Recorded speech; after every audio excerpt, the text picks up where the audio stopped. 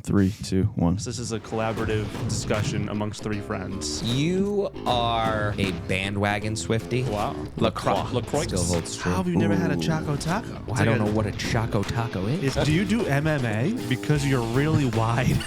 So tell me, what's in your beverage center? You don't know what the hell you're talking about. No, my eye twitch isn't bad right now. Let's talk about the process. How are we going to help you obtain the best home at the best possible price, terms, and conditions that we can? Boom! Welcome to episode 27 of Shootin The SHT, Real Banter with Nick and JT. I'm Nick. I'm JT. And this is brought to you by Shore and Bank. Welcome to the pod. This is the first pod in the new studio. Super excited. I'm liking it. If you couldn't tell, got some energy today. Ready to go. What do you think, Nate? Yeehaw! It's good to be here. So we've not been as consistent as we would like to be, but we have had a lot Couple going things on going in on. the last month or two. One of which was buying this building. So we were in flux. We had a move. We had a whole lot going on. Had to get the CO. And here we are. We're now in. We're set up. We're ready to roll. Nate's got everything just dialed in right now. Yeah, ready to rock. How you Let's do feeling, it. Nate? I'm feeling Is good. this what you always dreamed of right here? Yeah. Like an 8x8 white room with two of my best buds. Is white really the ideal room color for a No, pod not at studio? all. So what are we going to do? What's the It's a plan? work for in this room? progress. It's a little bit like a mental asylum. I think we should add pops of color, number one. I would love to get maybe some new lighting equipment would be great, pending budgetary restraints. Spent quite a bit lately, so Yeah, yeah. tread lightly. Okay, sure. Tidy Maybe we'll that circle corner back up around. a little bit. It's What's that? Yeah. Oh, there's a corner that needs dusting. right Is that all behind you're it, going to be yeah. able to focus on now? Like, not that corner, Nick. That corner. Are you on meds yet? Do you have something to control this? Or No. Really got to get it under control, guys. absolutely. Yeah, maybe some sound, some acoustic things but you know what? It's the first episode in the new studio. Like you said, we've had a lot going on. So the fact that we're even here, all of us together today with our crazy schedules is a great thing, right? I'm glad to be here. I'm hoping to get back on a more of a routine schedule. I know the fans are clamoring for more of Shootin The SHT. Shout out Billy Almond, one of our fans. No, but honestly, it's been good. I'm excited to get back on the train here. Yeah, me too. Absolutely. So A bunch of our fans, I was excited, had the opportunity to see this studio in person before we ever did a pod down here. yeah, so we had our fall event this past Saturday. We had many of our friends, family, past clients. We had folks from eXp Realty in the house. And many people did a nice little tour of the building, saw the podcast studio. I know Angela is excited to hopefully be running a podcast here soon. Oh, yeah? Oh yeah, her and a couple Really? other mom friends want to run a podcast basically with fake names and all the crazy shit they overhear about the local families. Oh, What's her fake name going to be? I don't know what her fake name is, but Okay. other people have fake names.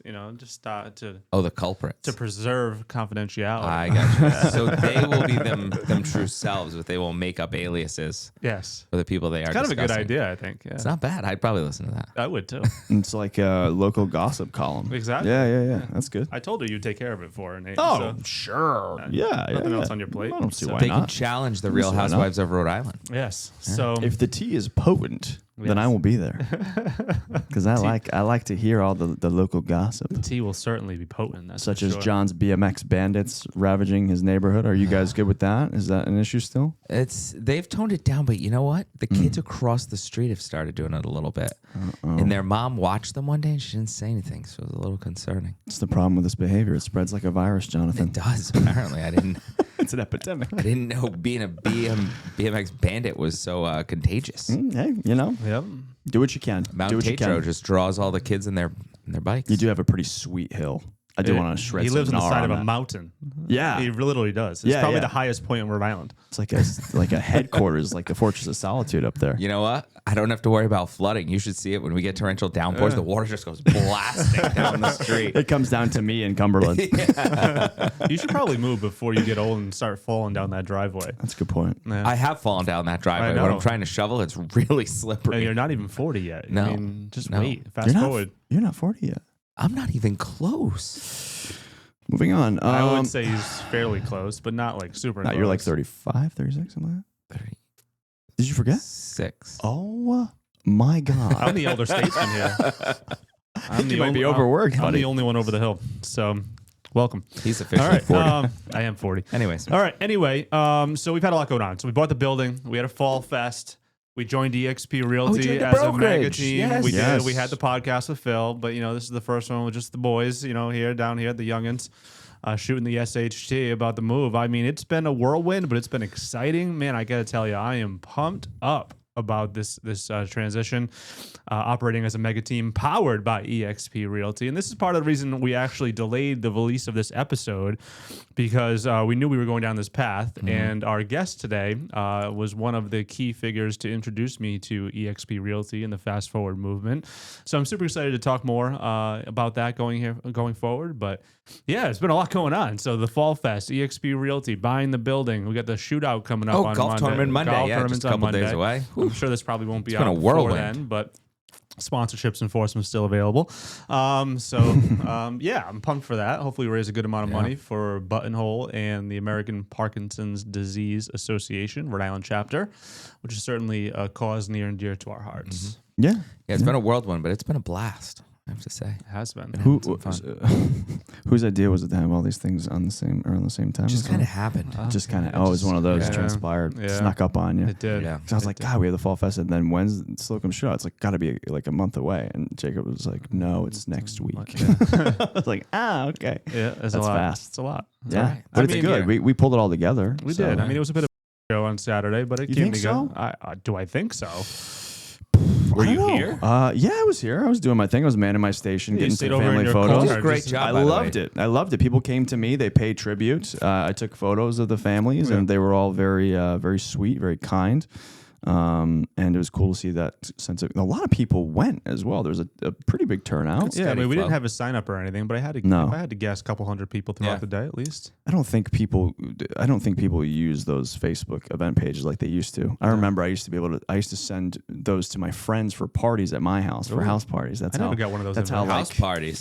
diligent we were about, because we wanted to know. We Yeah. had a lot of friends back then. How many people coming to the crib? What was the old Yeah. Evite thing where you had to respond? Is that the similar?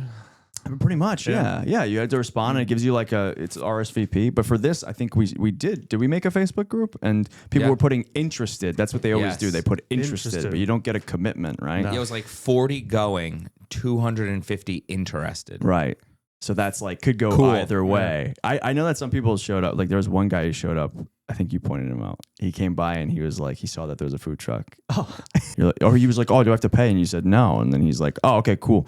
And then he left and came back with his entire family, which I think is such a G move, honestly. It was actually one of the people who live in the condos next door. So, Yeah. That's fine. Yeah, so he came over and Fine he's with like, "Can I just buy from the food truck?" I'm like, "No, it's all covered, man. Don't worry about it. Just enjoy." He goes, "It's free?" And Yeah. I was like, "Yeah, it's free." And he was like, "Oh, cool." And then next thing you Lunch. know, he came back with like 9 people.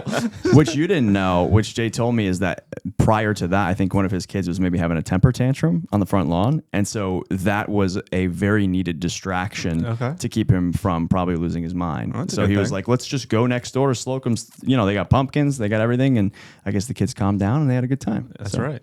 There you go. So do you think we should have had the perky turkey there, or what? I don't think there's very few events where I think that a truck of that nature would be needed.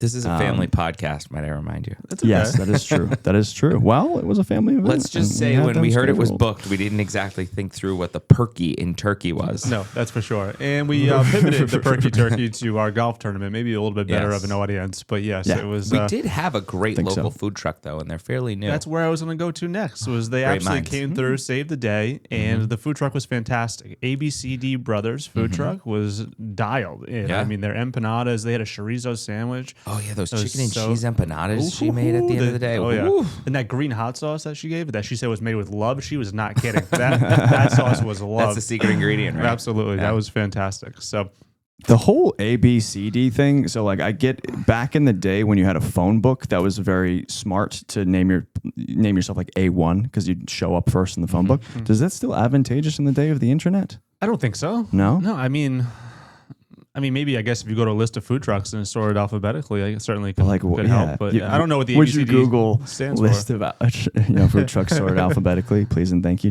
Maybe ChatGPT might do that. Yeah, maybe. I don't know what it's for. Interesting. Excellent. Well, it was a good event. It all came together by about 11:30 or so. But needless to say, the final few minutes before our first arrivals was a little hectic. But I'm glad it all came together. People really seemed to enjoy the day. I got was a a lot good of day. compliments on it. It was very nice. So I coasted. I had a great time. good stuff. So So let's. There's been some big news in the industry too, John. It has. Compass has acquired Anywhere with an all-stock transaction. I believe it's 1.5 or 1.6 a billion. 1.6. 1.6 $1 billion. Closing on, I believe, September 26th, 26, if all is approved. Yes. So big news. Yeah. What's your take?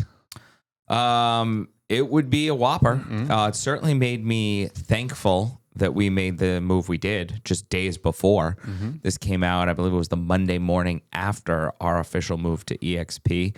And this would have big implications. You know, Compass, and certainly they have ongoing lawsuits with Zillow. Very differing views there, where Zillow, much like us and EXP, you know, believes that it's best for the consumer. Agents have everything out there. You know, sure, there's those unique situations that we've talked about, maybe a high-profile divorce. But other than that, now we're talking specifically about listings, having listings be transparent and available to all consumers, not held behind a private wall where only certain agents have access to them, or you have to go to. Correct. Maybe Compass beneficial directly. mostly for that agent. Absolutely. But having them out there to as many people as possible typically benefits the seller. The most exposure typically is going to get you the best price and terms, and also for buyers to see all of the opportunities that are out there. This would have big implications on that, because the acquisition of Anywhere would significantly increase the agent count falling under that theory from Compass. Significantly. Now, I believe they would control about a third of the total agents in the marketplace. It's a rough estimate, but somewhere in that range. Now, with clear cooperation is with the current rules that require certain listings as soon as they're marketed to be put in MLS, so they get it syndicated out to all the major websites, exposed to the widest audience. Compass is battling that. There's ongoing litigation. If that were to fall, if a third of the marketplace was controlling their listings with private listing networks, it's a big change in the industry. And, you know, certainly mergers and acquisitions, I believe, are going to continue to accelerate. And Joe touches upon that in his interview coming up.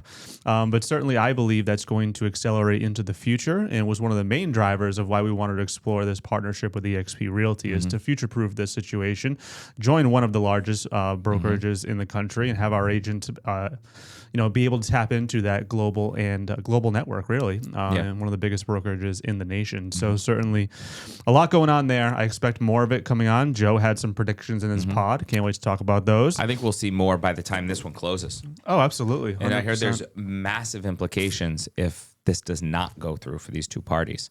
Whoever causes it to not go through has to pay big bucks. Interesting. Yeah.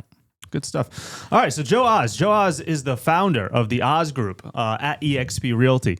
Joe shares an unconventional path from punk rock to leading a team remotely from California. His team operates in New Jersey, and Joe is in California running his team. And not just any team, a highly successful team doing over $100 million a year in real estate. So I'm pumped for this interview, John. Hell of a story there. Both his team, him running it from across the country, but also Joe's background. Yeah. Joe opens up about failures, pivots, his battle with sobriety and whatnot. He's doing an awesome job there. He talks about all these different mistakes he's made in his team building venture and the history of his team. And he's got some awesome takeaways. Joe is... One of my favorite things about Joe is how authentic he is. I mean, this guy just shoots from the hip. He tells you like it is, and you gotta love him. You gotta respect him for that. So I'm super excited to get into this. Anything else you want to touch upon before we jump into this interview with Joe? I think we should get into it. All right. Without further ado, Joe Oz, team leader of the Oz Group in New Jersey. Let's roll. All right. Today's guest is running a $100 million real estate business in New Jersey while living in Orange County, California. So Joe Oz is the founder of the Oz Group at eXp. He's a team leader, systems builder, someone who's proving that you do not need to be local to be lethal. With 17 years in the business, 161 units closed last year, in a fully remote model, Joe has built a high-performing machine from across the country.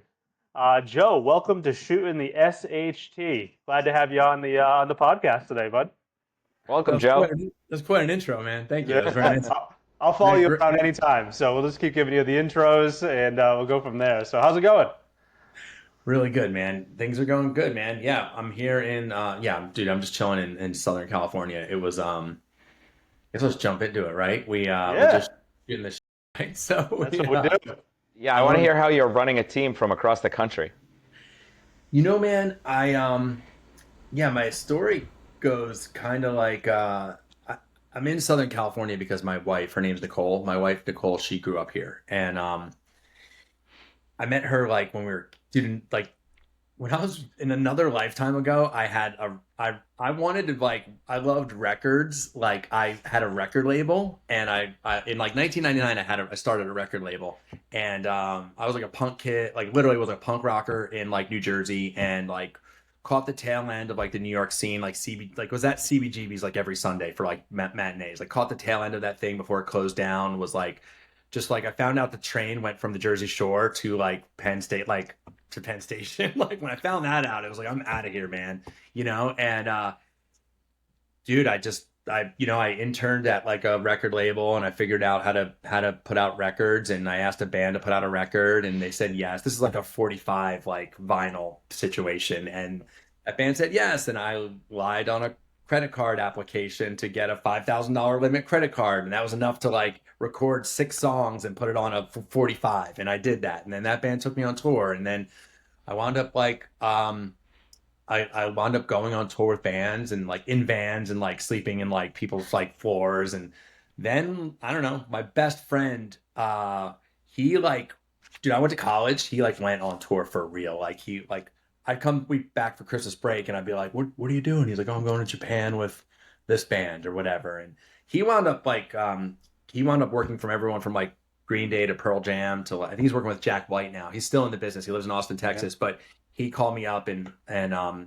an opportunity to go on like the Warped Tour in 2002, like early on, like the whole thing, working for the band The Offspring had a record label called Nitro Records. And so I went on tour with their bands and their label. And I met my wife on that tour. Like we like became friends. Like I was a wild man, and she was a bookkeeper for another record label. She just was there for like a few days to like do bookkeeping stuff, and I met her, and we like became friends, and we like talked on AOL Messenger. Like that's how long ago it was, right? Yep. And we like dated long distance and like on and What off. was your AIM screen name there, Joe? So the record label was called Hell Bent Records. Okay. And so my AOL screen name was L666 Bent, dude. It was hard. Yeah, we like she moved to Jersey. She wound up moving. So like, dude, I wound up starting like a big distribution company. Like that's another story. But like and Nicole moved she moved to Jersey. And so she lived in Jersey for like 10 years, man. And by the time she got to Jersey, I'd gotten into real estate, and I was doing well, and I owned a house, and kind of call it the golden handcuffs or whatever. She was more mobile than I was. And she lived in Jersey for about 10 years, and we wound up getting married, and we had our first child. And when his name's Milo, when he was 3, she was just like, I think she said, I don't want to die in New Jersey. That's her exact words. And I don't know, we were visiting Southern California a lot, right? Like we were out here a lot, and we just made a decision to move. And so we moved to Southern Cal. This is in 2018. We moved, and like they say, you chase 2 rabbits, you catch 0. I was like working I was going to be a single agent in like a luxury agent in Orange County. I was going to run my team in New Jersey. By the way, I started a team in Orange County, one in Los Angeles. I had a mentor that was like, yo, you should do one thing. Like you should run a business remotely. Yeah, that's what I did. I decided to run a business from Orange County in New Jersey. And that's how it all kind of happened. And it was, oh my God, it looks really good right now. Like it looks really great. Yeah. We're a Zillow Flex team. We're a Zillow seller team. We're number 1 in our MSA and Zillow seller conversion, like on the advisory board with Nick and all these cool things. But man, the road to get here was really hard. I did everything the wrong way first, right? How you learn, right? What's that? That's how you learn, So I'd love to hear, how'd you get from the music business into real estate? Like what caused that transition? Yeah, man. I think so I had this record label, and it was like super kind of underground and super cool, right? Like I was getting got noticed in like the underground, and wound up doing records. Like I think the most notable band would be the Gaslight Anthem, right? Like their first record, we did the vinyl version of that, right? And I started working at a distribution company in college, right? So remember record stores? So there were record stores, right? And if you're below the age of like 30, like you don't know about these things probably, but like there were record stores that sold CDs and records and things like this. And records would come out on like Tuesdays, right? And so there was a distribution company, right? So like basically like the record label would put out the records, they'd give them the distribution company. Distribution company had the relationships with the stores, like the store accounts, right? And so they would get them in the stores and get the end caps up and the posters and the in stores and all this stuff, right? And so I had an internship at a distribution company, and I was like, oh, this is cool. That distribution company went out of business, and I was like, yo, I can do this, man. Like I can do what they're doing. And so I went when I was on tour. Probably went on the road for a couple years, right? And I made a lot of relationships with a lot of bands, a lot of record labels, things like this. There were still record stores, right? And what I would do is I would make relationships. So I started my own distribution company. And what that really meant is if I met you on the road and you were a band and I thought you were awesome, I would take your records or your CDs on consignment, like not consignment, but I have like 60-day terms, 90-day terms, 6-month terms, but I would take your product, your record, your CD, whatever. And I had built all these relationships because I did sales at the distribution company that I interned at. I just opened up all those accounts and be like, there's like Zia Records in Arizona, right? Like there's these like chains, right? Like School Kids, like all these ones, like Amoeba Records in California, like things like this. We had all these accounts. And so if I met you and you had a really cool band or a really cool record label, I would take your product and I'd sell it to the stores. And when the stores paid me, I'd pay you and then I'd buy more product. And we did this out of my basement in New Jersey. And the first year we made like 40, we grew, like our income was like 40 grand. The next year was like $1 million. And then we went and got an office in right outside Philadelphia. I had a partner and we had a little tiny warehouse. And then we made like an online record store, right, where you could buy records. And we also made like on Warped Tour, we made like a record store that went on Warped Tour. So imagine like a Hot Topic that traveled with tours. So we were doing that.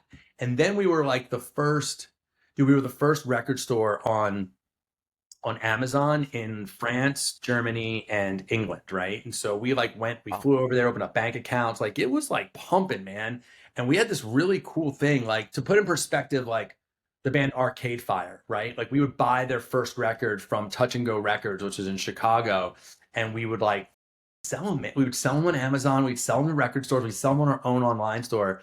And there was all these cool bands that I didn't even know who they were, but we'd sell so many. I'd be like, dude, I need to open this up and listen to it, right? Like bands like the Postal Service. And there's all these crazy bands that pop into my head. Like even like if there was like a new Bad Religion record, like we were distributed on the East Coast and all around the country. And then it was growing. And we had like, we had interns from Temple University. Like it was crazy. And we were young, man. We were like 22, 23, 24.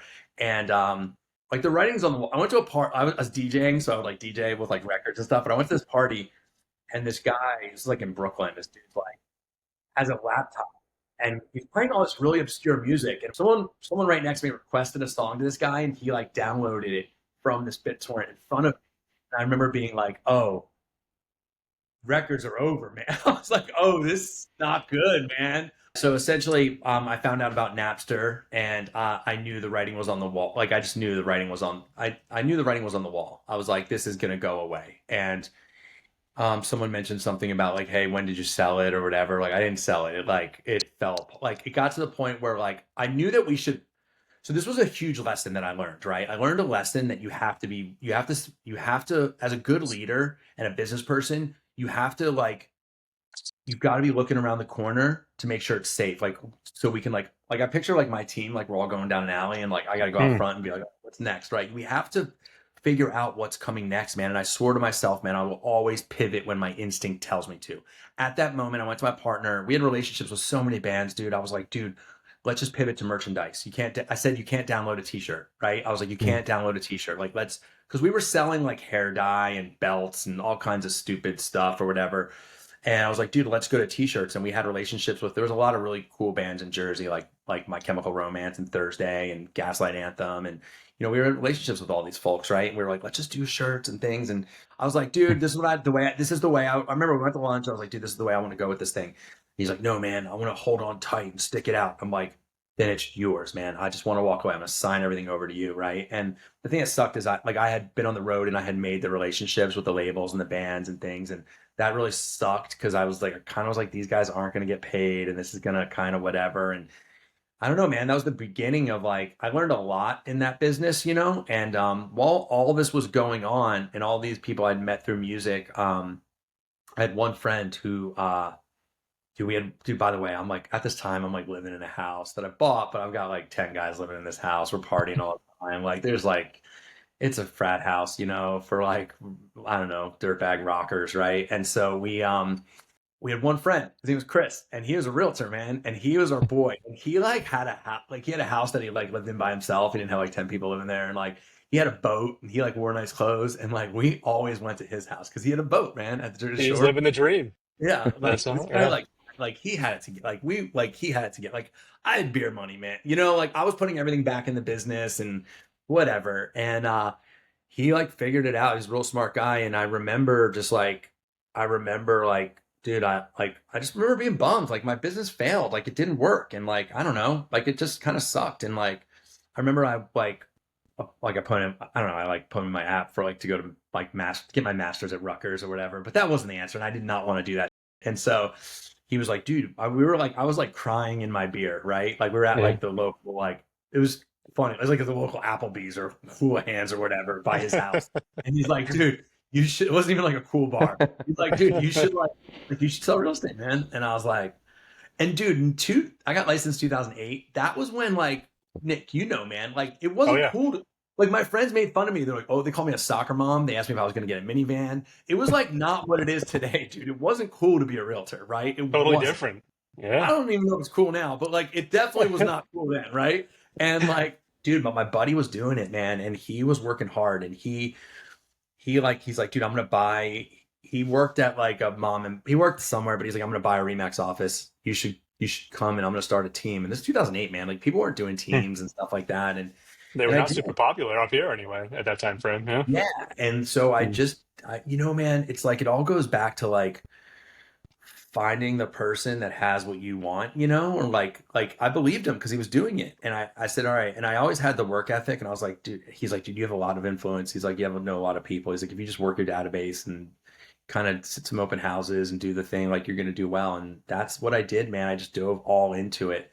And yeah, I guess whatever I do it all the way. Right. And I just believed him. I just did everything that he said to do. And I did. And just built up a really cool business, man. I was a single agent and was on his team, then broke off from that probably about again, that was nothing about him, but that like there weren't really, no one knew how to run a team, right? Besides like he gave me some leads and stuff like that. But yeah, then I was a single agent at Remax and then kind of just hit a ceiling. Like I just needed nothing against Remax or anything like that, but I just was making the same amount of money for like 4 years in a row. And I was like, and then you start asking questions, right? Like, someone's like, you probably just need to change your environment. And so went to Keller Williams and that was a different environment. And I think there's more at that time at Remax. It was a very landlord tenant relationship, you know, as long as you paid your desk fee, you had a high split, and that was kind of it. But when I asked them about like, should I hire an assistant? You know, I remember reading like the MREA book and being like, I need an assistant.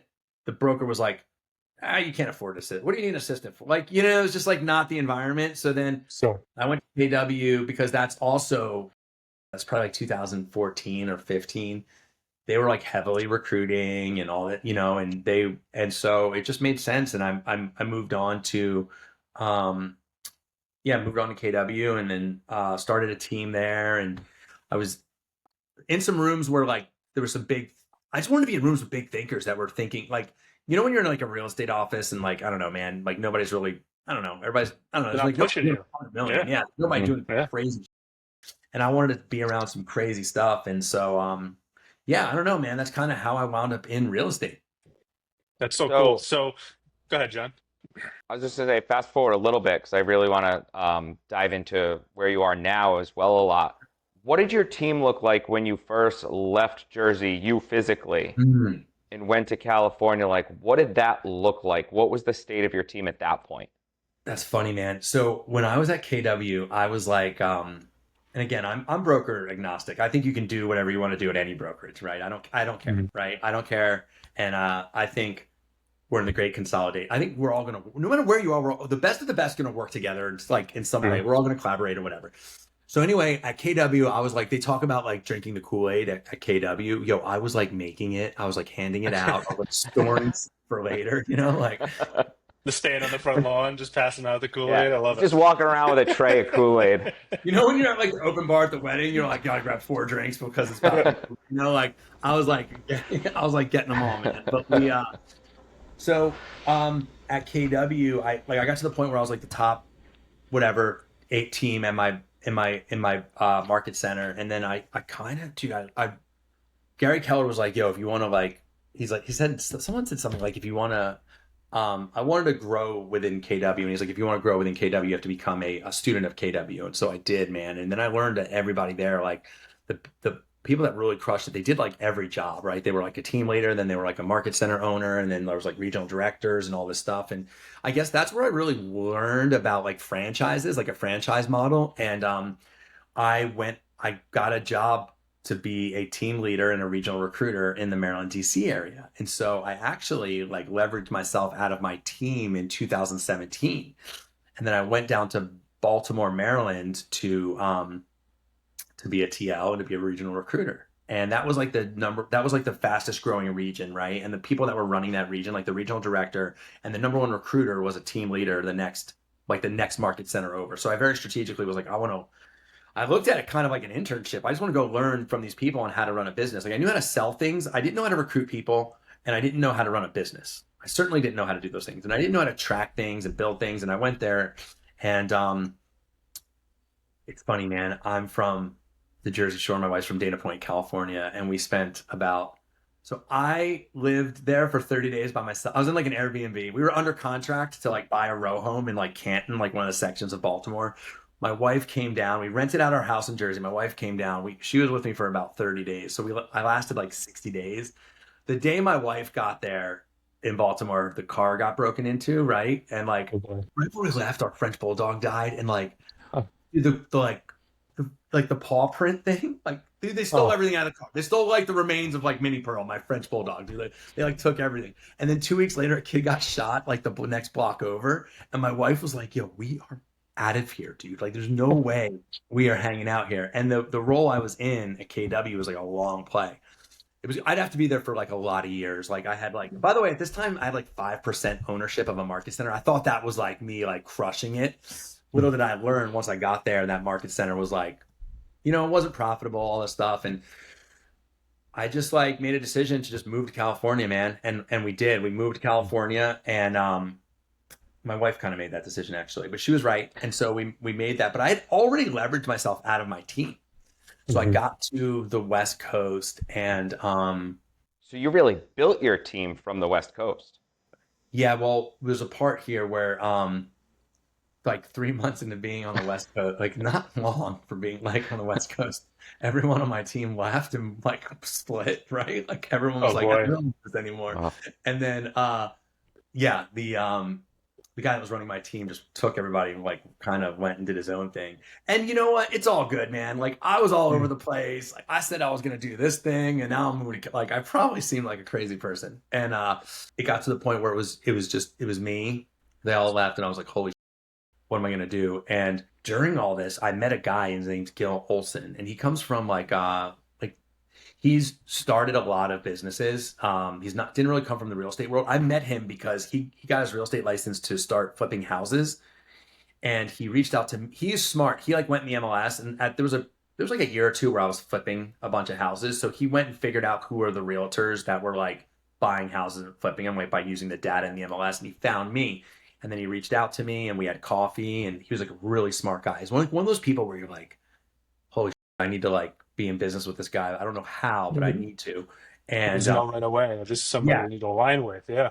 He also just knew the things I didn't know. Right. And like, I just knew there was going to be like, if you think about like the book Rocket Fuel, right? Like it was kind of like that. And I was like, dude, like I'm the visionary. I just need somebody to like, tell me like out of my 100 ideas, one might be kind of something we should talk about and the rest should be thrown away. And he had built up. Yeah, dude, 100%, man. So like I was starting to understand who I am as a business person, my blind spots, where I need help. And when this all went down, I called Gil and I was like, yo, like he had already come on to Oz Group and but he wasn't like a realtor. Does that make sense? And so, We got a few of dude, I those. brought this guy in to run the team. The team leader guy I hired was like, who's this idiot? Gil, dude, my guy Gil, on the very first day, he came into the office and he like hung up a bell right by the door, right? Like a bell or like a ring, whatever. And then I wasn't there. I'm on the West Coast. And like I just heard about it. And it's a real estate officer. Everyone's like, oh dude, it's a bell. When you make a deal, you ring the bell, or when you set an appointment. He was coming from the David Goggins and like Navy SEALs, you know, the thing on the beach in like San Diego or whatever. He's like, what is it called? The Buds or whatever, the Navy SEALs, right? He's like, dude, Yes. he came in, he's like, here's how it's gonna be. If you can't take it, ring the bell, and you're out. You know, you can leave. And they all like rang the bell. They're They like, tapping out. Yeah. they're like, yo, we're out of here. You suck. And so he like called me and was like, yo, everybody quit. And I was like, oh, that's cool, man. He's like, I was like, how did that happen? You know? And he was like, well, I came in and, you know, and like he's doing some like extreme ownership shit on like some people that didn't sign up for extreme ownership, you know? And like he was saying, this guy has standards, man. And like he was saying things like, I'm not going to say people's names except for his, but he's like, yo, I'm just going to say Mary or whatever. He's like, yeah, Mary asked for a meeting. And I told her, you know, I don't attend a meeting without an agenda. And I'm like, well, shit, he's right. But these people aren't used to being talked to that way, right? And Exactly. You still gotta have the human connection at some level, right? It's like, come on. right. But And so he introduced me to Slack and EOS. And like, he's like, all right. And at that point, I was like, he believed, at this point, we were like, I was interviewing for Zillow Flex. I had just joined a brokerage called EXP. I saw a vision of building something with those two platforms, and I shared it with him. And he came from the tech side of things. He was an angel investor, did a lot of this stuff, and he was like, "Yeah, I believe in all this." And he was excited because he believed what I believed is that real estate is like the last major industry that needs to be disrupted, right? In technology, and we're seeing it now, right? Technology is going to disrupt real estate, and man, I want to be, and I think Zillow's the one that's really doing, like, that's who I really wanted to be in business with, man. And I think they're the ones because the consumer trusts them, like, for a million different reasons. But I was like, and he saw it too, man. And he was like, yeah, he's like, hey, man, I think he's like, I see everything you see. Let's align with Zillow. Let's just start this thing over. And it was funny, man. We didn't have Zillow Flex yet, and I didn't really know how to do it. And I didn't really know how to build it. But what I did know how to do, I knew how to get like listings. Like I was a big prospecting guy. And I had a coach at the time, and he was like, dude, how can we keep this thing afloat, make some money? And how can we see if this guy, Gil, is the guy that should be your partner?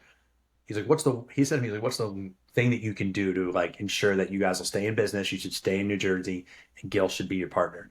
I was like, if we take a listing a week this year, me and him. Keep in mind, I'm in California. He's in New Jersey. He's never taken a listing before. But that was the so goal. So you're just prospecting and setting appointments for him essentially from California? Was that how it was working out? Or Yeah, that was 2019. I woke up, Okay. I was on the phones at 5 a.m., right? Yeah. And so I just did what I always did, right? Sure. And he went on 200 appointments that year and took 50 listings. So you were like That's awesome. team leader ISA from California for your new team in Jersey? It wasn't a team, it was just him. So then what we did, Joe and Gil. that worked. And we made a bunch of money because it was like all our money. Like it was 50 lists. And then but the problem then was like, we need a buyer agent, right? Because Gil's not, we can it's the red book, right? Listings, leverage, leads, right? Like we can build systems around listings really easily, right? So we hired an admin, do all the paperwork, upload the stuff, order the photos, all that stuff. But I'd already built that out prior in my business. So we had that. And so we rehired to that. And then we brought on a buyer agent, right? And then because we needed all the sellers that needed to buy, and then like all the sphere of influence stuff, that stuff worked. And then from there, then we got Zillow Flex. Then we started recruiting to Zillow Flex, and then we just built from there. There's a ton of horrible mistakes we made on that end too, but then we just I built. gotta ask, how many sleepless nights did you have, Joe, when all this was going on? I mean, my goodness, all these stories. I can't imagine how you'd keep your stress level in check there. Yeah, I don't know how it did. Dude, it was insane. So in the beginning, like in the very beginning, um, I was flying back to New Jersey like every week. So like on Sundays, so John Wayne Airport in Orange County, like the flight attendant on United, like, they like knew who I was. It was weird. Like, when you go to a restaurant and they're like, "What's up, Joe?" And they get a sandwich or whatever. They're like, "Hey, Joe." And I was like, "This is weird." And then I learned, by the way, that's like right by Newport Beach. So then I learned, like, I got to know them really well. And they're like, "Do you know any guys like commute to New York? Like they fly Sunday night to New York and then they work till like Thursday and then they fly home and spend Friday and Saturday and Sunday with their family and blah, blah, blah." Like, Go back. It's crazy. pretty crazy. Yeah. So like, yeah, man, I just locked in, dude. Like, I don't know. It was bonkers. Like, I almost burnt out, man. Like, we have the director of ops, dude. We have the sales manager now. We have like all the systems built out. We have the VAs. We have the TCs. We have the listing coordinator. We have it all built out. But it was, I don't know, man. Maybe I was just in like panic. I don't know, dude. I just got in the zone and just didn't stop until it like worked. And like, I almost burnt out. Like, got to a point where at Zillow, like I had someone at Zillow who was coaching me, and her name was Audrey, and she was like, I don't know, we hit some big monumental thing or whatever, and she like asked me to dinner in Irvine, and we went to dinner, and I don't know, I thought she was gonna like celebrate me and tell me how awesome I am, and she was like, "All right, dude, now we got to find a sales manager." I remember her saying that to me. She's like, "You can't do all this. You're gonna burn out." She's like, "You're gonna have to like just like help me with this," and I remember being like, "That sounds hard." She's like, "Yeah, it's the hardest role to hire to as a sales manager." And I just made two bad hires. Two people that were not like we just weren't a fit. And like I made one, and like when you advertise on Indeed and you go through all those apps, you do all those interviews, and then you hire them and you do the background checks and the references, and then you like onboard them, and you dude, that's when you hire a sales manager. Like I was doing everything, right? I was flying into New Jersey every single month, doing the onboardings, doing the pipeline reviews, meeting with Zillow, like doing all that recruiting. I was doing all that. Somehow I did it, right? And then, but I hit burnout. And then when you bring a new sales manager, dude, I imagine it's like being separated and bringing, like having kids and bringing, like showing your new girlfriend, your kids. Or like, I believe that's what, like, I don't know, does that make sense? I was like, Oh dude, yeah, like how do they respect them out of the gate? I mean, that's going to be so hard. So dude, the to second implement sales somebody new in that level in that role. Oh yeah, the But second sales manager wound up like stealing listings from my agents. Like he like left. wow. Like it was like we just like had not. I made two bad hires, and then the third, and I gave up. I was like, I can't do it. Like I don't. And then we had an ad up Indeed, and I took it down, and all the like people would come in and apply, and I just stopped answering it. I just needed a minute to breathe, and I was like, I don't know how I'm gonna do this. I don't know. And thoughts go through your head, right? Like, did I just merge with somebody, or I don't like, you like.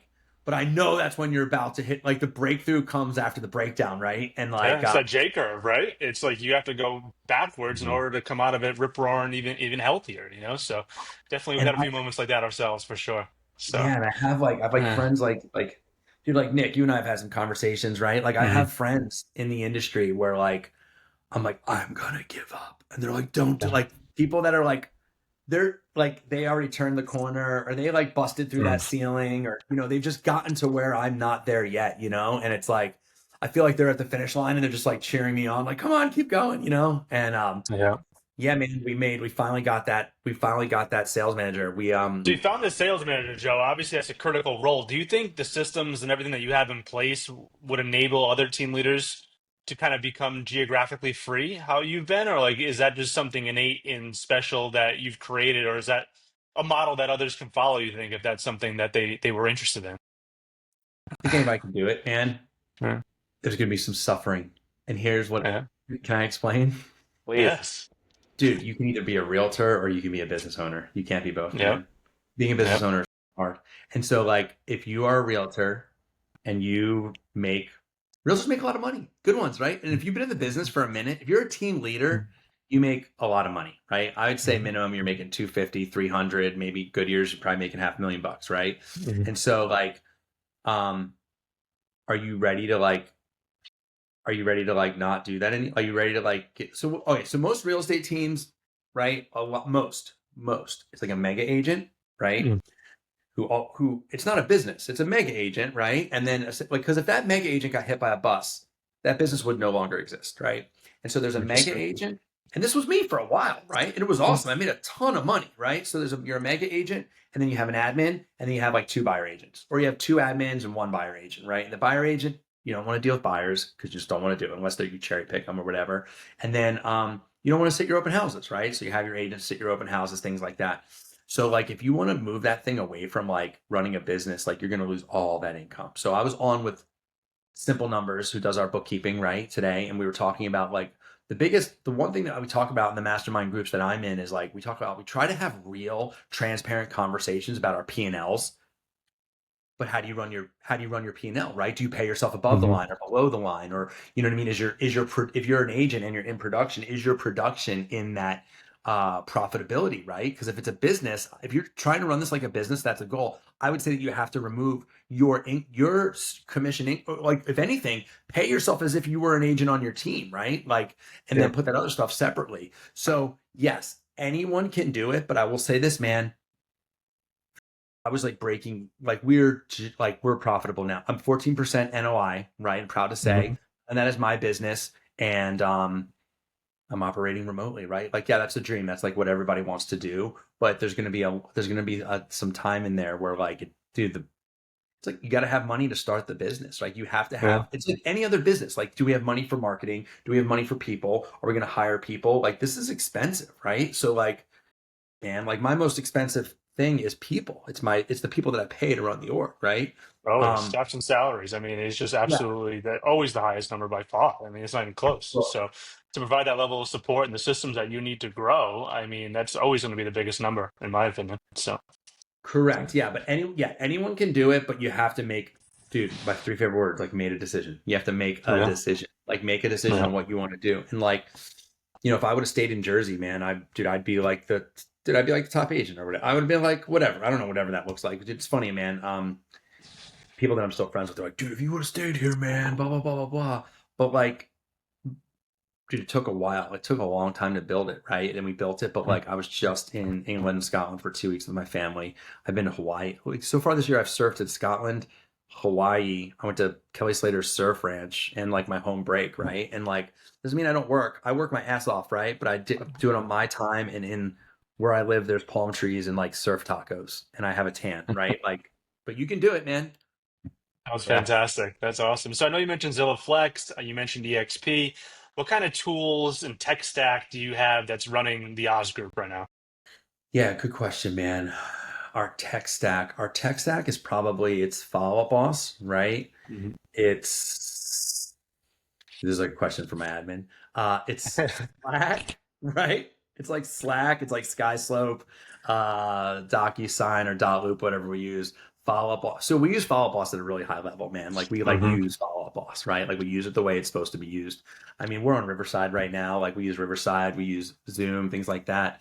I think, but the number one stuff that we're working in Slack, we're working in Follow Up Boss. We use Kajabi for our university. Like there's a lot of, dude, I think all this, I call it like death by 1,000 paper cuts. Like you ever look at your P&L of all the like, It adds up. house whisper, like whatever it is. And I'll be quite honest, man, the way I'm running it, our expenses. So like we're about 70% cost of goods sold, right? So like paying Zillow, paying the agents, paying the brokerage, right? And then that leaves about 30%, right? So we're about 15% expenses, 15% profitability, right? But what a lot of teams do is they take that 15%. Dude, they just take that 30% and they just spend it on dumb, man. And so like I look at this is totally has nothing to do with the tech stack, but I think it has everything to do with it, right? Like, but every Sunday, my team, my leadership team knows on Sunday mornings, I sit down, I go through every single expense that goes through my personal business and my business on Sundays. It takes about an hour and I look at everything, and everything needs to have an ROI, man. Like what are we paying for? And also with technology, man, like with EXP, they've been doing a good job of like, our CEO has been doing a really good job of taking away expenses, whether it's Canva, or whether it's Slack, or whether it's whatever, man. Right. And it's like, hey, what? Like, do I need to use, like Dotloop was one, man. Like we use SkySlope, right? And that's through our brokerage. And we uploaded all of our forms in there. And there's a whatever, again, this is like a conversation for my admin person, but there's a DocuSign electronic signature thing that we use for free. So I'm able to get rid of a $500 a month fee from Loop, right? So like I'm constantly shaving that expense because I can't change my cost of goods sold, man. Like I got to pay Zillow when I'm going to pay Zillow, right? I got to pay my agents when I'm going to pay them. I made it it's really important for me never to change their splits, man. Like I don't want to do that, right? So I have to watch expenses, and we've got to continue to bring on more agents and do more deals. That's good advice. More than the tech stack, it's just the systems, man. Like I have this conversation, like it's like the E-Myth, right? Or whatever. It's like whenever you do anything more than once, you just have to document it, man. Like for real. Like document it like SOP for everything, right? Yeah. Correct. And there should be like a link to like the checklist, the script, a link to the video of someone, like you know how like the levels of learning, like when someone like when you show someone versus tell them, it like goes through the roof, right? Like how do I fix my garage door when it breaks? I go to YouTube and I'm like, holy, my garage door is broken. And I watch some like real man who knows about like screwdrivers, like fix his garage door. And then I go and do it, right? Like that's the world we live in. It's crazy. And so you mentioned earlier. If someone has to ask you to do something, you don't have it documented correctly, by the way. No, absolutely not. No, it should be follow the bouncing ball, right? So I know earlier you mentioned getting in the right rooms. I'm a firm believer of that too. I really think it's one way that we've really grown our team, my own personal production, the growth of the team, everything over the last decade plus. So I know you're part of the fast forward movement with some pretty heavy hitters at EXP, right? Like, can you explain like the value of masterminds, like what that means to you, how you try to take advantage of that, and things along those lines? Yeah, 100%. So, Fast Forward Movement is a collaborative of agents that it's basically like a coaching company, right? And so it was created by Dan Beer and Kyle Whistle and Mary Maloney, and essentially it was to incentivize you to like name us in your downline, right? Like name us, like come in with us. And so, but what happened is we all, I want to say this the way I want to say this, right? So like essentially what it looks like is everyone just really, there's some collaboration there that I've never seen in my entire life. And as a matter of fact, next week we're having an event and I'm going to be speaking at that event. And I'll share this with you guys. I'm presenting this. I have 6.5 years sober right now. Like I'm a sober alcoholic. And in AA, I'm like in AA. Like it's the most important thing in my entire life. Like I go to 3 meetings a week. I sponsor guys. Like I'm like that's the most important thing in my entire life. They tell us in Alcoholics Anonymous, if whatever you put in front of your program, you will lose. So I just don't put anything in front of my program.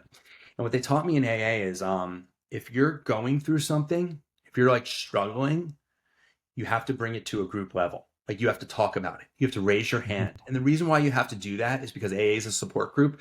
And there's someone in that group that has been through whatever you're going through or you're about to go through or you're scared to go through. And if you raise your hand and talk about it, so I'm talking about like death, divorce, financial insecurities, things like that. Are you guys with me? Yeah. Oh, yeah. Okay.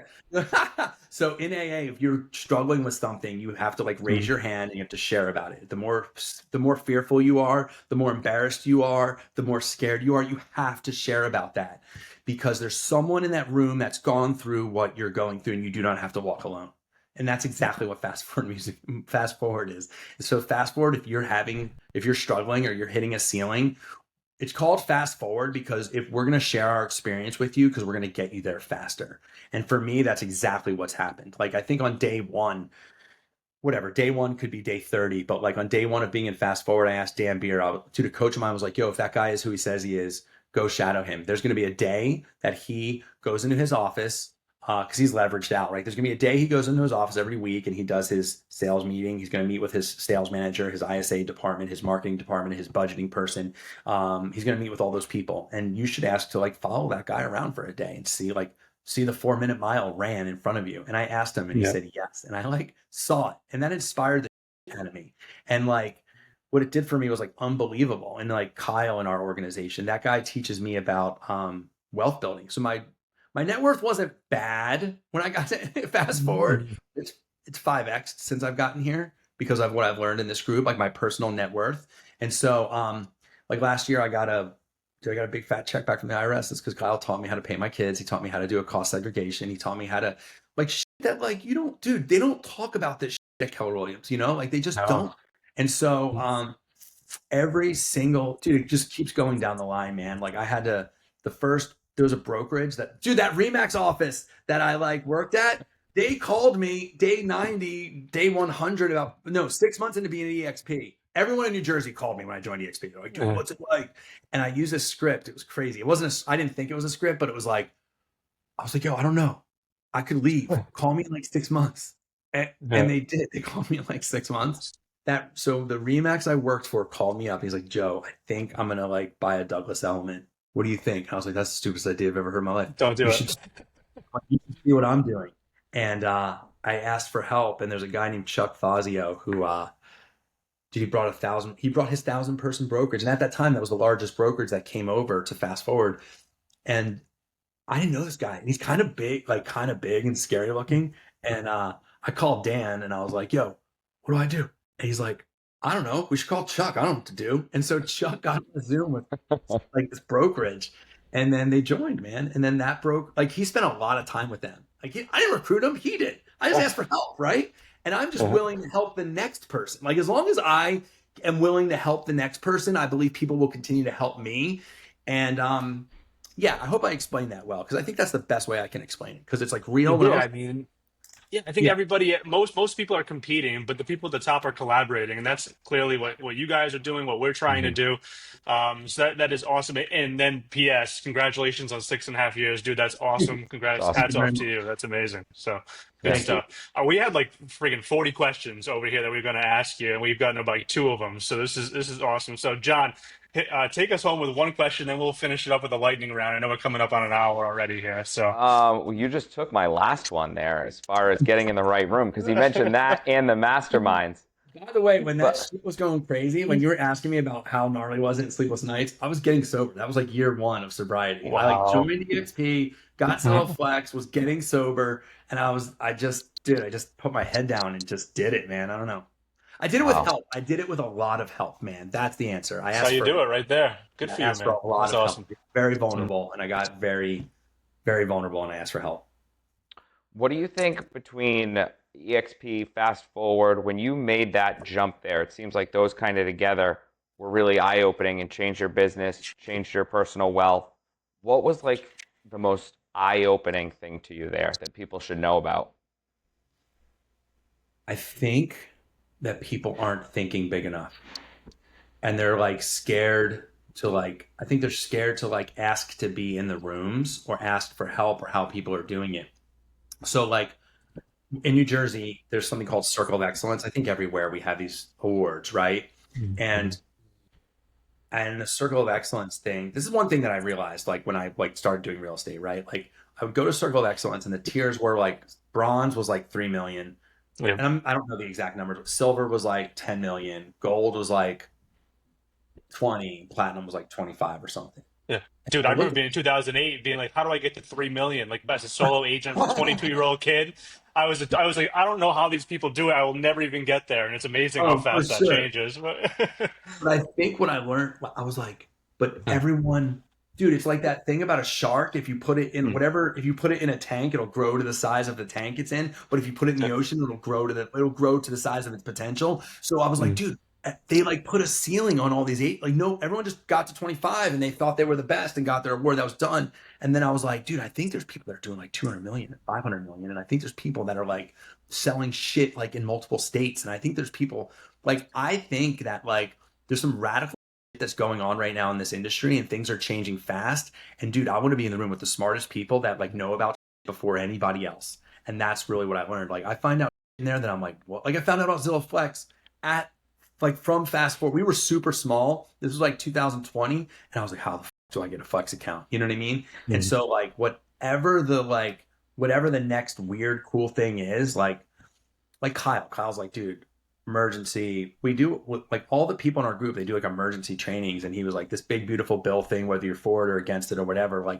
the cost seg thing is going to be in it. Right. And he's dude, you guys will probably need to buy another investment property this year if you're making a lot of money. Right. And those conversations just aren't happening. And so I think for me, it's just thinking I don't know, man, grew up really modest means, right? Like, and so like I just want to, God, I get scared that I'm not thinking big enough. So I just get around the people that are, and I just osmosis that shit, you know? I love I it. That's love how it. it That's a happens. great That's how answer. it happens. That's how you make those Absolutely. steps. All right, cool. So we just recently started having guests on this podcast, and we've been closing each interview, Joe, with 7 rapid fire questions. So like quick hitting answers. So let's hear what you have to say on these ones. We're gonna have to have you back when we have our podcast studio set up without these audio issues. So when we move, Dude, I'll come visit you in a minute. Like, yes, I'll eat lobster rolls in your face. That's it. Anytime, Come in person anytime. because we have a lot more questions after the way Dude, this went. I got the J. Crew, dude. I got like salmon shorts, dude. I can come correct I feel for called real, out right now. I don't know. dude. I'm not kidding. I was wearing the J. Crew, the striped sailing sweatshirt the other day, dude. My friends were teasing me. I'm like ready for it. I love it. I love All right, it. All let's right. go. What's the one book every real estate agent should read? Holy crap, that's a really hard one. Dude, I think the book Traction is the book, man. It's just it has nothing to do with real estate. Like, you should just learn how to run a business. If you want to run a business, you should run a business. I think it would be Traction. I read it like every January. I read Traction again. Dude, That's our awesome. business changed when we started implementing EOS, and Traction absolutely changed the trajectory of our careers. So I couldn't agree with you more on that one. So, For sure. all right, John, number 2. Joe, what's the most underrated skill in real estate? Sales, like real sales skills, dude. Like real Sad sales. but true. Like, I love Yeah. it. So many people, so many realtors, like, I'm not a salesperson. Like, yes, you are. You are in sales. So, well, if you look I at love someone it. that has a lot of listings, that person's a salesman. If you look at someone that's working with a lot of buyers, they're just processing transactions. Sorry, Yeah, not Yeah. sorry. love it. One question you wish that clients asked more often. How many houses have you sold this year? It's a good one. All right. What is your biggest real estate pet peeve? Oh, Jesus. I was pausing. I was going from my low level answer to my high level answer. My high level answer is just professionalism, man. I just listed 2 houses in New Jersey, my own houses. Like, so I'm the listing agent, you know, and just, dude, agents that are like, oh, can you open up the front door for me? Like, dude, their office is a mile from the house. They don't have a lockbox key, right? Or like, just like picking up the phone and asking me questions that are on the, like, clearly, like, it's a 2-family house. The rent rolls are in there. Like, it's like asking me questions about things that are on the MLS. Just professionalism. That's all. Yep. Yeah. Just do your due diligence and actually look at what's available for you for information. Like, it's not that hard, you know? So it's My crazy. wife said, my wife goes, what happened when you looked? I'm like, yo, where's my wallet? She's like, what happened? And she's right. She's totally right. Yeah. 100%. All right. Best advice you've ever received. Oh my God, there's so many. I think recently, just what pops in my head is I was having a conversation with Kyle Whistle about some investment properties that I had. And this was like this is almost a year ago. Like, we were at EXPCon in a hallway, and I was like kind of embarrassed to ask this question. Like, I bought a couple houses at the right time, and there's a bunch of flipped them. There's some equity. I turned them into rentals, but they weren't making. I was like losing like a couple $100 a month on these things, man. And I was like, I'm like, I think I'm doing something wrong here. What do I do? But I was all proud I had all this equity or whatever. And he basically was like, every dollar that you have in equity in a property, you should treat it like an employee, right? And they should be working to the highest level. Like, they should be working their hardest for you. And I started to learn a lot about like triage and moving money around and things like that. And that was really good advice because, I listed those 2 properties, and now I'm 1031ing them to something in California, and like just being like, I get real vulnerable about, just feel like a dummy sometimes, like I get scared. I get kind of fearful about what are you going to think if I ask you a dumb question, but really that's the way you got to approach That's the way you stuff. grow. Yeah. I'm actually about to 1031 exchange, probably one of mine. So certainly sounds like a similar situation. So, but that's awesome. Cool. So Joe, you recently, or at some point after 40, I believe, got into surfing. Would you rather wipe out on a big wave in front of a packed beach, or have your entire team read your Facebook post from 2009 at a team meeting? I'd rather them read my Facebook page in 2009. Really? All right. Dude, wiping out sucks, dude. Like, dude, I've done it. I've done it on some big ones. I'm like I'm like a charger, they call it in surfing. Like I might not be that good, but like I don't know. Like I'll just charge into the big waves, man. I just go for it, dude. Like I don't know any better. I'm like a big dumb animal. But yeah. Also, I don't have any ego around surfing. I just do. There's a saying, right? First of all, I'm an adult learner, so like I'm only gonna get so good, right? I'm not gonna be doing errors.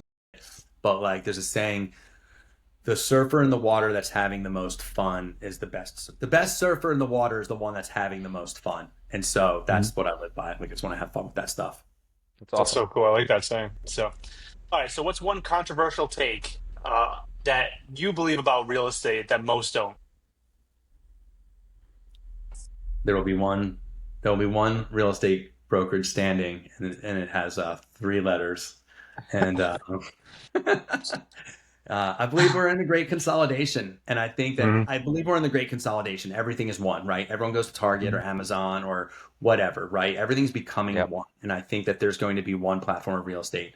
I think it'll have something to do with EXP and Zillow. That's what I think. I don't know, but I don't know, man. I've made a lot of predictions in real estate, dude, in the last 5 years, and all of them, dude, if I was betting, they were all kind of hitting, right? But I just think that, like, I think what's going to happen is we are going to reach a level of higher professionalism. I think we're in it. It's going to be a feed the hungry, starve the weak, right? The agents that are just the onesie twosies are going to be out, right? Like they're not going to be able to adapt. I think AI is going to come in and dude, AI is going to be doing, we've already seen it, right? Like AI, you can put a necklace on and AI will listen to you and can start writing your contract for you, right? And then by the time you're done talking, you turn around and have your client sign off on it. They're going to leverage a lot of stuff out for us. And I believe that like the best agents that want to work are going I think agents are going to be doing 80, 100 deals a year. They're going to be paid a little bit less, but they're going to be doing a lot of deals, but they're going to have a lot of leverage. A lot more volume, yeah, for sure. Wow. So, what's the best? It's kind of a tangent here, but I just kind of thought about the AI topic. I'm sure you mentioned the Plod thing. Like, how is the odds group utilizing AI right now? It's a Like, really good what is the question. best thing that's moving the needle in your business? Yeah, it's a really good question, man. I think I use AI. Dude, I don't know. That's a really good question, man, because everyone Mm, asks that. And I don't yeah. think we know. Like, I don't think we are yet. Like, I don't think we Mm, are yet is the answer, right? Like, so we went, um, the top 250 teams meet with Leo, our CEO, quarterly. We just fly somewhere and we have a mastermind. The last one we did was in Dallas. It was in Dallas, I think. It was recently. It was like whatever. And on day 2, he brought in an AI facilitator, went on stage. We all opened up our laptops and we were building out GBTs for our real estate teams. And we were diving very deep on. So what's happening now is no one's using Google, right? So like if someone's going to search, like who do it. Anyone that's listening to this or watching this or whatever, go into ChatGPT and put like, what is the best real estate agent in my town, and see what mhm. happens, right? Because there's GPTs that are being built in that you can go in and you can actually build out search engines so people can find you. And I think right now that's what we need to be like. Right now you can build your own website like that. Like people need to be going in and be doing these things so people can find you. And that's what we've been working. That's what we've been working on in Oz Group. All the others, like the other stuff I think is low level. Like we actually stopped using it for like our social media stuff, and because people know now, it's like people know like when You they can see what tell. this is, No. yeah, people just like scroll past it.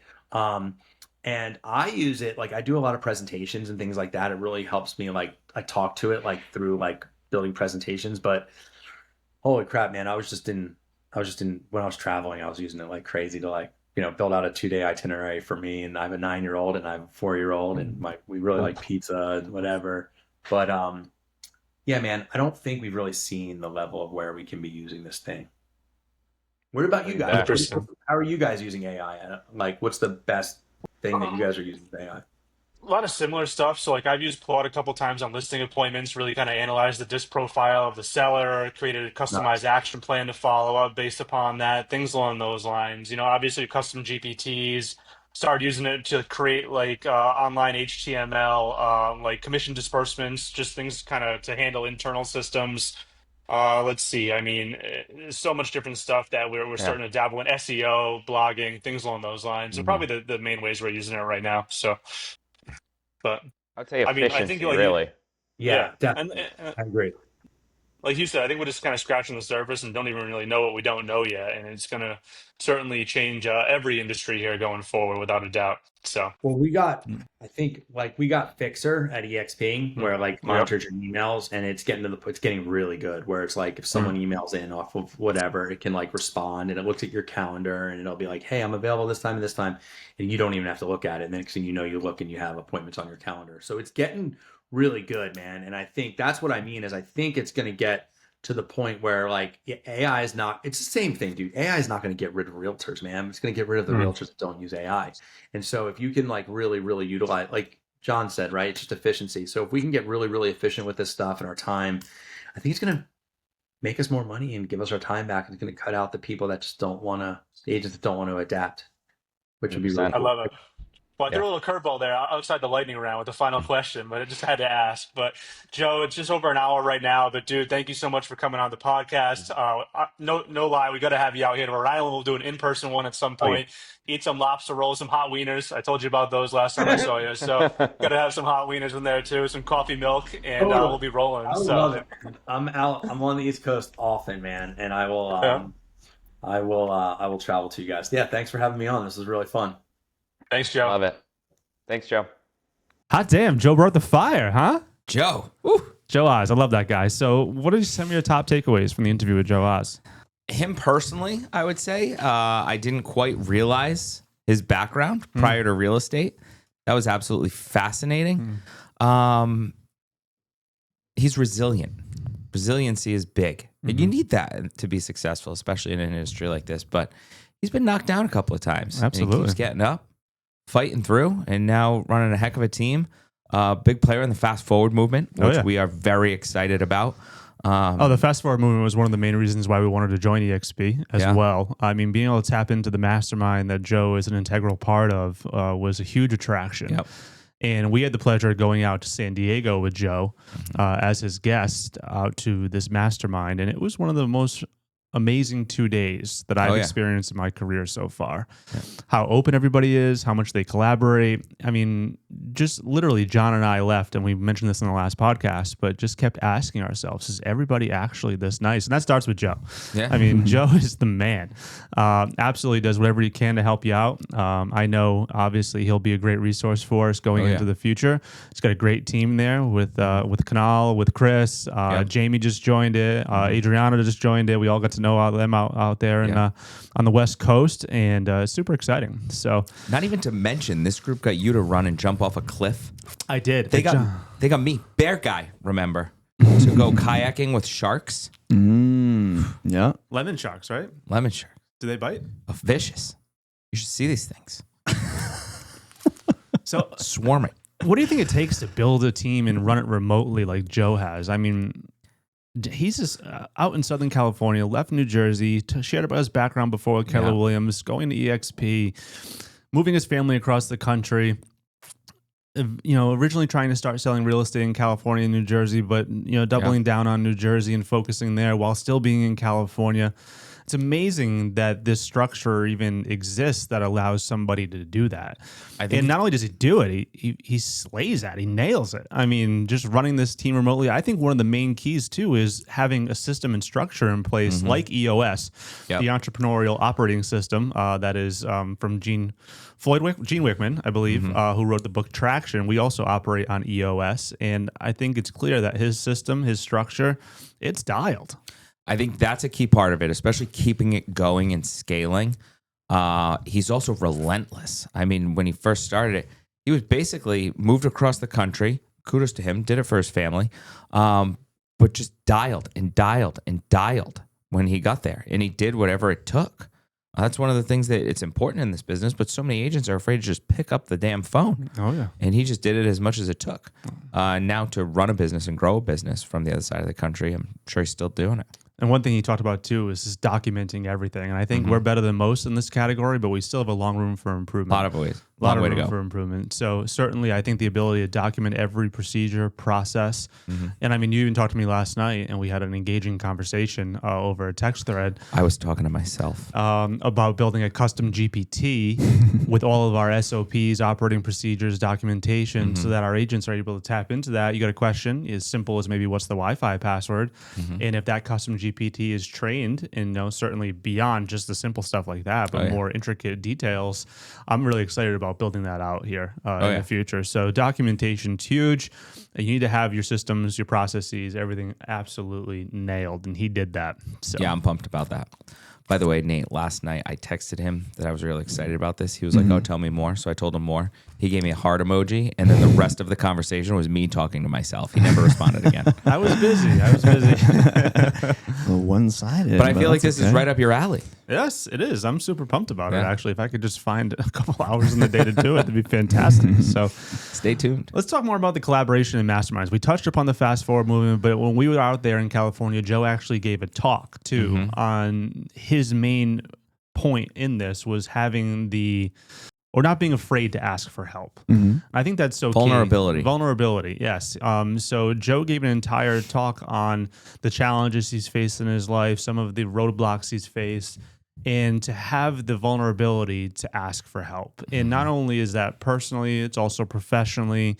And I know the fast forward movement was there for him throughout many different situations and helped him grow his business to the level it's at today. And not only helped him professionally, but helped him quite a lot personally. Yeah. So that's inspiring. I know it's something that I continue to get better at. I know you as well, John. They tend to get a little bit of be a control freak. I love you over there with your eye twitch, taking on What? way more What's than wrong? you should. What's But No, it's spot on. You need to. They're all about that. If you're a part of the fast forward movement, you should never have to try something, and say, let's see if this works. If you want to do something, if you want to take your business somewhere, someone there has already done it.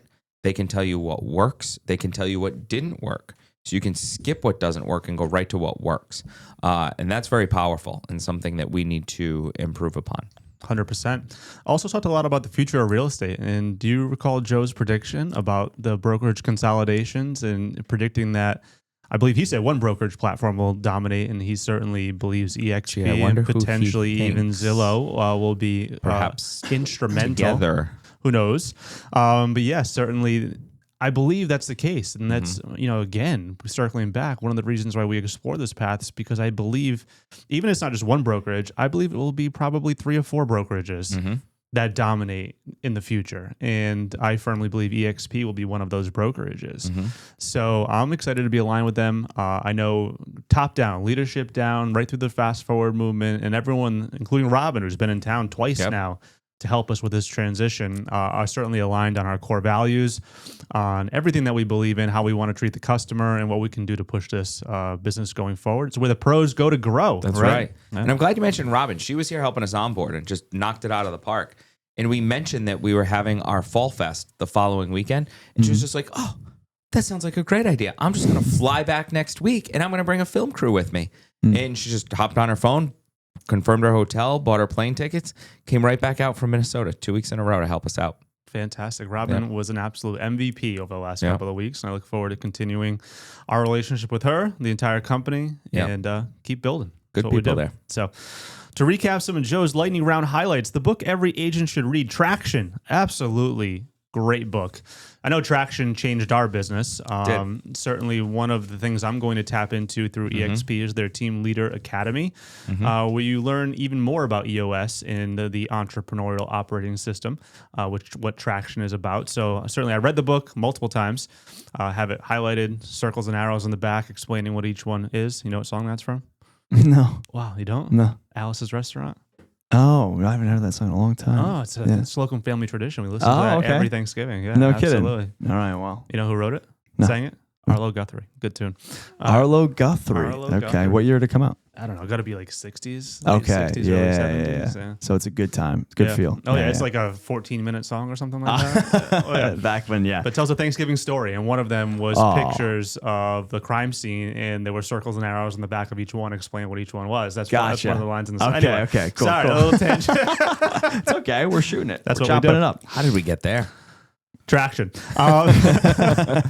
Joe's most underrated skill, real sales ability. Talk to me about that, John. We're lacking it. I was just looking at, and I don't mean to We're jump lacking ahead. it? No, in the industry. Oh, okay. I was going to say, geez, but I'm going Louise. to tie two together. I'm not ignoring you and skipping ahead, but I want to tie two together here because Oh. his biggest pet peeve is lack of professionalism among agents. And the industry is lacking both of those. And I looked at these and I grinned because I feel like Joe is old school with the mentality in these two areas, and I couldn't agree more. The industry is lacking professionalism, and it's lacking people, not just with the sales ability, but I think the bigger problem is people with the desire and the willingness to sharpen their skills and get that ability. Yes. It's practice. Preach. It's repetition. And there's no damn easy button. People just want to skip the work, Damn. get to the victory without rolling up their sleeves and getting to work. There's no easy button. We were just Get talking about in this in the there. front porch. Yeah. Everyone's looking for the easy button. There's no goddamn easy button. You can't just skip got to the do hard the work. work. Yeah, it's not going to work. Tell him. And I think Leo Perea, the CEO of EXP, put out something recently as well, one of his reels that was like, your 20s are for building. Like, you don't have kids yet. Like, you should be working like 12, 14-hour days. I know we did it when Yeah. we were young, and we still do it. I mean, even now, it's just around, dinner time and whatnot. Yeah. But yeah, I mean, there's no way that you're going to be successful to the levels that we know we want to be at, or most of our agents want to be at, without putting in the work. Yeah. And, you can go to these masterminds, you can go to these online courses, you can go to these coaching seminars, but if you don't take action and put it into play, it's never going to work. No. And I'm proud one of our agents actually was on our first Fast Forward Movement Mastermind last week, and they were talking about door knocking. And she went out and door knocked after, and kudos to Gabby that day. And she met an investor client who may be doing business or maybe not. But if you don't have the conversations, if you don't put yourselves in the situations where you can capitalize on those opportunities, you can bet your ass it's not going to work. Yeah. You know what I mean? So like, take the action, do the work. And Consistently. no easy button, John. No easy button. You can't Tell skip the hard Tell 'em. work. I love it. Yeah, that was fire. And rant, 'cause Nate's I could go all day. love It's it. like, you guys are crazy. He's just I don't even stuck know between two what very I'm- passionate men. I love it. I could go all day. Keep moving. Let's see here. Best Best advice. Treating equity like an employee. Money should always be working for you. Love that. Can't agree more there. Love that. Expand, John. You should have your money working for you. If it's just sitting there doing absolutely nothing, big swing and a miss. Let your money work for you. If you're working and you're making money, but your money is also out there making you more money, that's how you move. And his controversial take, only one brokerage will remain dominant in the future. And he believes it's EXP aligned with Zillow. So that was his prediction. He's not the only one that thinks that. He's not. Now, certainly, we are aligned with Zillow too, and that's a controversial one as well. I know many agents are very anti-Zillow. I actually was asked to provide some context for an interview regarding Zillow, two of them actually, just this past week. And the main point that I wanted to get across on Zillow was so many agents like, oh, they're trying to, they're taking my listings and they're marketing them back to me, selling me leads and this and that. And they won the marketing war. It's where our clients are. Like, they've already won. It's over. Try to create Hate to break it to you, but it's over. Try to create a website that competes with Zillow. It ain't happening. Yeah. It's not happening. You know what I mean? So it's the one thing I think agents miss is Zillow's North Star is the consumer. It's not the agent. It's the consumer. And that's not to say they're anti-agent, because they're not. But they are pro-consumer. What is the best experience for the consumer? And I know, personally, I feel aligned with that because my North Star, our North Star, is the consumer. We have the same goal. It's not, again, anti-agent. It's not anti the way it's always been. I mean, if we were doing that, we'd still be with MLS books. But I mean, come on. I mean, we are here to serve the consumer. What does the consumer want? And the consumer is on Zillow. Yeah. And so we are certainly aligned there. And we've closed 100%. Over 55 transactions this year from Zillow alone. Yep.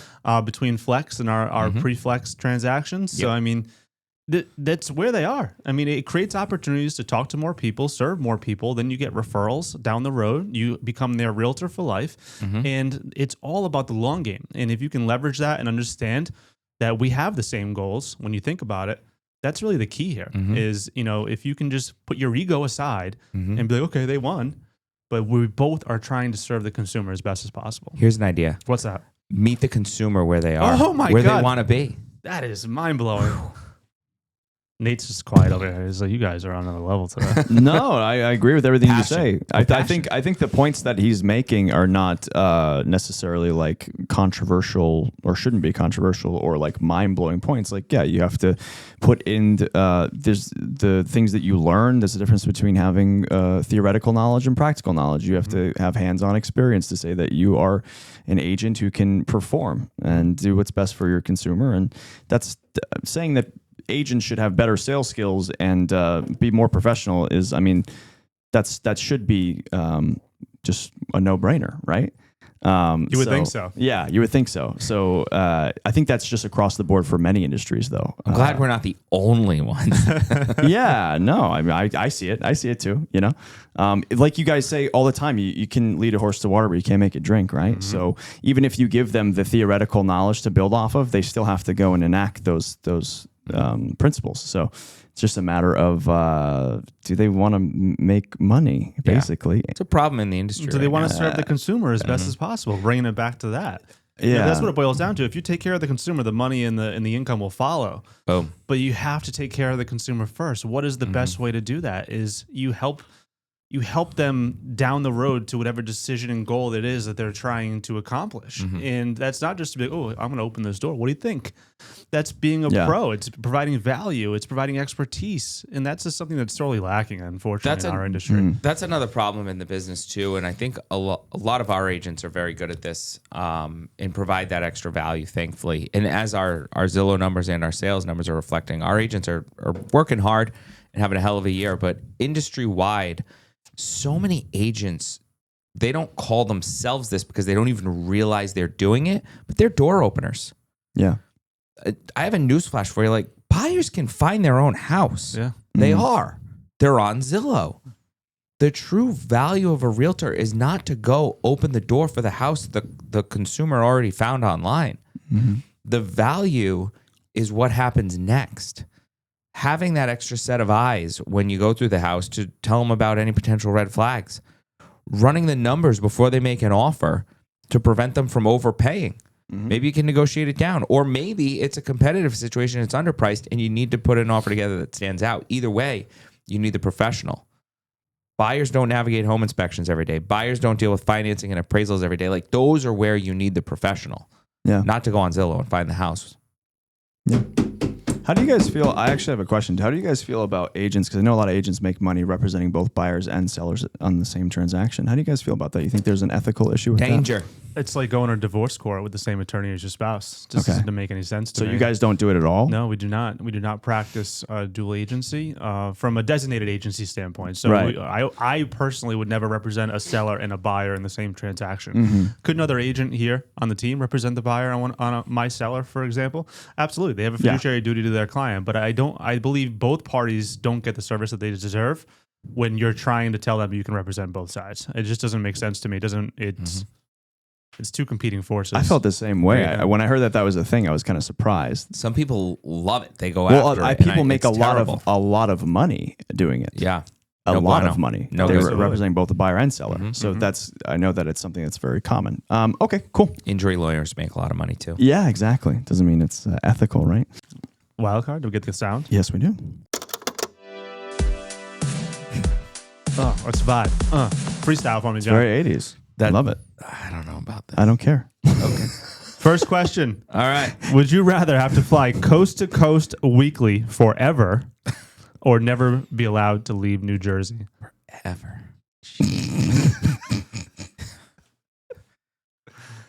These are Joe Oz inspired. Absolutely coming after New Jersey. You think? That's hilarious. I mean, I don't want to offend anyone in Jersey, but I don't care. the Jersey Shore is pretty sweet. Is it? You gotta go. Yeah. I know you're Have a you big been Jersey to the Shore Jersey guy. Shore? Well, I love Jersey Shore. Have you been there though? No. You just I watch it love on the show. MTV? Yeah. Which Jersey Shore character do you most align with? Pauly D. Pauly D? Yeah. Snooki. That's That's you. You're a Snooki. He's Thanks, a pal. Snooki. You're a Snooki for sure. Get You're- out of here. You're a short. I'll cut that. Anyways, Forever We need such new a long stools down time. I don't wanna be These stuck stools in are terrible. I Jersey. feel like I'm getting rust all over my white kicks. I guess I'd fly back and forth across the country. Really? Okay. Why? Stuck in New Jersey forever? You realize there's people who live there their entire lives, right? No, but they can never leave. Like, you can't go on vacation, is how I interpret this. What do you mean by fly coast to coast forever? California to New Jersey. Like every day? Every week. Monday you fly in, Friday you fly out. And I take Oh, I hate flying. never be allowed to leave New Jersey, as in, like, you can't go on vacation outside of New Jersey. You have to stay in New Jersey. I'm not a fan of flying either, but I feel like I'd get over it if I'm doing it that much. Maybe. I'd rather fly and be able to leave. People do it. I would be exhausted. I would just be exhausted all the time. I'd say I put down, as much as I don't want to say it, I think I'd put down roots in New Jersey for a little while. Yeah. That was my first inclination as well, actually. Yeah. And I think a lot of this has to do with the season you're at in your life. I know I'd be concerned about getting divorced from my wife if I had to fly coast to coast every week. So that's part of my concern. I thought of that as well.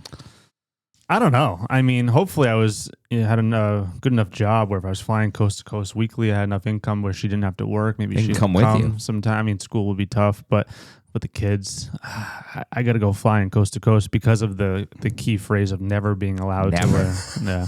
I don't mind. I have nothing against New Jersey. I mean, they got the one of my key characteristics of anywhere that I would ever live in the country is you have to be near the ocean. I Yeah. could not live in the Midwest. I could not do that. So I could definitely figure out a way to put down roots in New Jersey, but not being allowed to ever leave and ever travel. I love travel so much. Man, I like Rhode Island. Yeah. I love But I Rhode would Island. like I don't to- just like it. I love Rhode Island. I would like to leave to go on vacation at some point in my life. Yes. Yeah. Right. Thank you. Would you rather rebuild your team from scratch twice or never be able to hire again? My team? Does that include agents? Like, we can't I think so. add agents? You got to rebuild it. This was made for you guys. I think you got to rebuild it not too. meant to I participate. mean, if you can't hire anybody, you have to have the ability to You hire have somebody. to. If you run across an A player who's going to take your business to the next level, you got to be able to hire. So I think you got to have the ability to rebuild if you have to do it. Have to. Yeah. Sure. Easy one. Would you rather live in California without surfing or in Jersey without pizza? Why Jersey? Oh, because Joe. Would you rather live in California without surfing? That's fine. Yeah. I've surfed like once in my life. I'd and it was- rather not surf, but I don't want to live without pizza. No. You could live no. in Cali though? Yeah. Yeah. I could. California's beautiful. It's not ideal. It's expensive, but it's gorgeous. I'd rather not, but I could eat Why not? Why don't you like California? What do you have against California? Everyone I know is here. Yes. I'm a homebody. Oh, He's a okay. family guy. Yeah. Well, no, that's fair. Oh, you're a homebody. Like you don't like to go out much. I mean, now that I'm getting older, that's true too. You could do that in California. What if people could move with you? No, but like my whole everyone, yes, like my whole Everyone? the No, so weather's the- beautiful. All in San Diego. 47 I would people go that out come to there. Christmas dinner? and I can have pizza in California. yeah, All right. yeah. Yeah, I get down with that. I'm same here. Yeah, I And can't go don't without give- pizza. I don't give two shits about surfing. Yeah, no matter where I am. I'd be in California too. Yeah, All right. 100%. Easy questions. These are not good.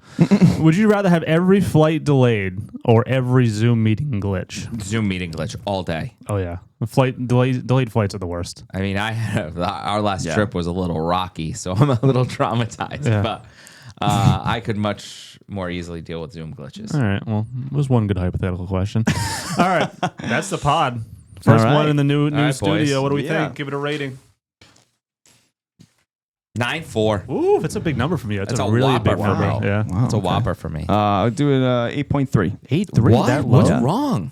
I just it was Is fine. it the white walls? It was fine. Is it the cobwebs over Nick's head? It was fine. I thought this was one of our better episodes. I was going to go like a 9.8. Do it. But the hypothetical questions took me back down to 9.5. They weren't great. No. But anyway, Joe was a great guest. Thanks for coming on, Joe. Super excited to keep growing with you, brother. And I am excited over and out. Peace out. Thank you to Shore and Bank once again. Yes, thank you to Shoreham Bank for sponsoring us. Please like, share, and subscribe. Follow us on YouTube, Spotify, and wherever you get your podcasts. Have a good one. Caramel, it's awesome. That's a wrap on today's episode of Shootin The SHT. Be sure to subscribe wherever you heard this podcast so you never miss a future episode. And if you enjoyed this content, please share it with others and leave us a rating and a review. Buying, selling, or want to connect with Nick and JT? Visit Slocum Home Team on Facebook and Instagram or slocumhometeam.com. We'll see you next time.